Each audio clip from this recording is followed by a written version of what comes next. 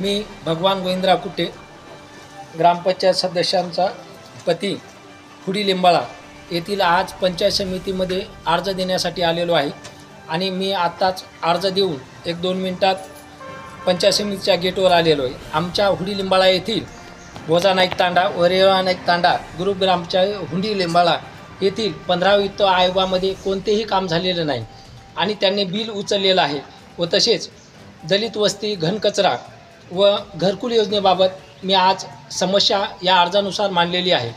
त्यामध्ये आत्तापर्यंत घनकचरा किंवा दलित वस्तीमध्ये कोणतंही काम न होऊन सुद्धा त्यांनी बिल उचललेलं आहे।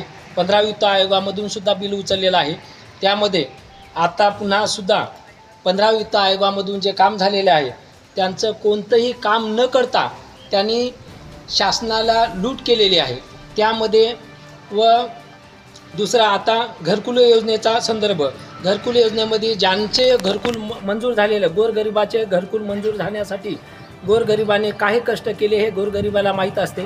त्यांचं घरकुल पडीत असते, त्यांनी बांधकाम करण्यास सुरुवात केल्याच्या नंतरसुद्धा या जे पंचायत समितीमधले इंजिनियर व आमच्या जे ग्रामसेवक मॅडम आहेत यांचे मिलीभगत असूनसुद्धा त्यांनी आज या लाभार्थ्यामध्ये 20-20 हजार रुपयाची मागणी केली आहे। 20,000 रुपये दिल्याच्या नंतरच पहिला हप्ता टाकतो। पहिला हप्ता शासनानुसार मिळाला 15,000 रुपये, नंतर दुसरा हप्ता 70,000 रुपयाचा हप्ता टाकण्यासाठी त्यांनी 20-20 हजार रुपयाची मागणी केली आहे। 20,000 रुपये दिल्याच्या नंतरच मी दुसरा हप्ता टाकेन, नाही तर मी टाकणार नाही। कुणाला सांगायचं असेल तर तुम्ही सांगू शकता, आमचं कुणीही वाकडं करू शकणार नाही।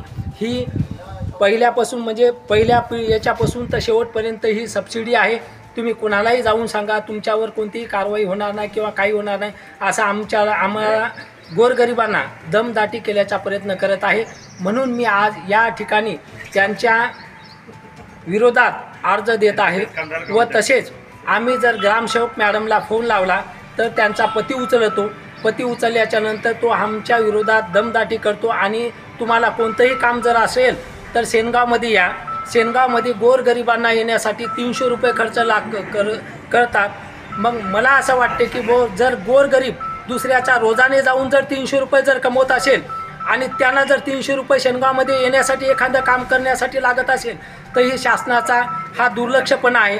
या शासनाने या दुर्लक्षपणाकडे लक्ष द्यावं आणि तसेच या शासनाने मला अशी विनंती आहे की योग्य ती या इंजिनियर व या ग्रामसेवक मॅडमला अशी कारवाई करण्यात यावी, याच्याकडे लक्ष देऊ माझी अशी शासनाला विनंती आहे। त्यामुळे मी आज या ठिकाणी अर्ज देण्यात आलो आहे। मी आज 5 दिवसाचा अल्टिमेट देत आहे। जर माझ्या 10 दिवसात माझ्या गोरगरिबांना जर न्याय नाही मिळाला तर मी 10 दिवसात या पंचायत समितीमध्ये अर्धनग्न राहून मी गोरगरिबासोबत मी उपोषणाला बसणार आहे। ही माझी शासनास विनंती आहे। तरी शासनाने याकडे योग्य ती कारवाई करण्यात यावी ही माझी सर्वांना विनंती आहे।